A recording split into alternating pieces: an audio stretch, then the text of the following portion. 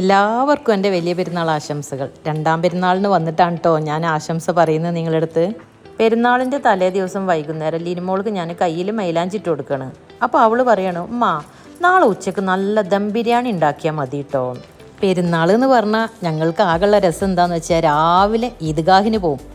അത് കഴിഞ്ഞ് വന്നാൽ ഉച്ചക്കുള്ള ഭക്ഷണം ഉണ്ടാക്കുന്ന തിരക്കായിരിക്കും. അപ്പോഴാണ് എനിക്ക് ഓർമ്മ വന്നത്, എന്തായാലും എന്തെങ്കിലും ഒരു മധുരം തയ്യാറാക്കണമല്ലോ, അത് ഇന്ന് തന്നെ തയ്യാറാക്കി വെക്കല്ലേ നല്ലത്.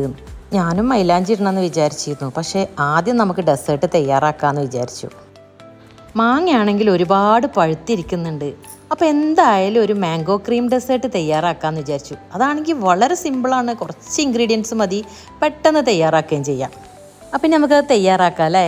മാങ്ങ ചെറിയ കഷ്ണങ്ങളായിട്ട് മുറിച്ചെടുത്തത് മിക്സിയുടെ ജാറിലിട്ട് നല്ല പേസ്റ്റായിട്ടൊന്ന് അരച്ചെടുക്കുക. പിന്നെ വിപ്പിംഗ് ക്രീം ഫ്രിഡ്ജിലുണ്ടായിരുന്നു, അതൊരു 2 കപ്പ് എടുത്തിട്ടുണ്ട്. നല്ല തണുത്ത വിപ്പിംഗ് ക്രീമാണ്. അത് നന്നായിട്ടൊന്ന് ബീറ്റ് ചെയ്യുക. അതിലേക്കൊരു 1/2 ടീന് കണ്ടൻസ്ഡ് മിൽക്ക് ഒഴിച്ചു കൊടുക്കുക. കുറച്ച് വെള്ളം ഒഴിച്ചിട്ട് നല്ല പേസ്റ്റാക്കി അരച്ചെടുത്ത മാംഗോ പേസ്റ്റാണ് കേട്ടോ ഇത്. അപ്പോൾ 1 കപ്പ് ചേർത്ത് കൊടുക്കുക ആദ്യം. എന്നിട്ട് നന്നായിട്ടൊന്ന് മിക്സ് ചെയ്തെടുക്കാം. അപ്പോൾ നന്നായിട്ട് മിക്സ് ചെയ്തെടുത്തിട്ടുണ്ട്. 1/2 കപ്പും കൂടി മാംഗോ പേസ്റ്റ് അരച്ചതുണ്ടായിരുന്നു, ഞാൻ അതും കൂടി ഇതിലേക്ക് ചേർത്ത് കൊടുത്തു. ബാക്കിയുള്ള കണ്ടൻസ്ഡ് മിൽക്കും ചേർത്ത് കൊടുത്തു. ഇനി അത് വെറുതെ വേസ്റ്റായിട്ട് ഇരിക്കണ്ടല്ലോ എന്ന് വിചാരിച്ച്, പെരുന്നാളല്ലേ, ആരെങ്കിലുമൊക്കെ വൈകുന്നേരം വരികയാണെങ്കിൽ അവർക്ക് കൊടുക്കുകയും ചെയ്യാമല്ലോ. എന്നിട്ട് നന്നായിട്ടൊന്ന് മിക്സ് ചെയ്തെടുക്കുക. കണ്ടോ എന്ത് രസമല്ലേ കാണാൻ, കഴിക്കാനും നല്ല ടേസ്റ്റ് കേട്ടോ.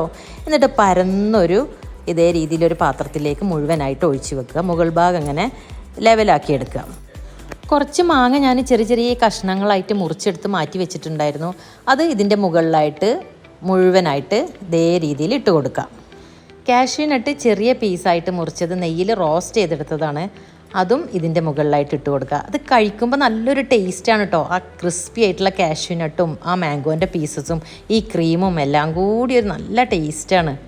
ഇനി ഇത് ക്ലിങ് ഫിലിം വെച്ച് കവർ ചെയ്ത് ഫ്രിഡ്ജിൻ്റെ താഴത്തെ തട്ടിൽ വെച്ചിട്ട് തണുപ്പിച്ചെടുക്കുക. ഫ്രീസറിൽ ഒരിക്കലും വെക്കരുത് കേട്ടോ. അപ്പോൾ ഇന്നലെ ഉച്ചക്ക്, ഒന്നാം പെരുന്നാളിൻ്റെ അന്ന് ഉച്ചക്ക് ബിരിയാണി കഴിച്ചിട്ട് ഞങ്ങളെല്ലാവരും ഇത് കഴിച്ച് നോക്കിട്ടോ. നല്ല ടേസ്റ്റ് ഉണ്ട്.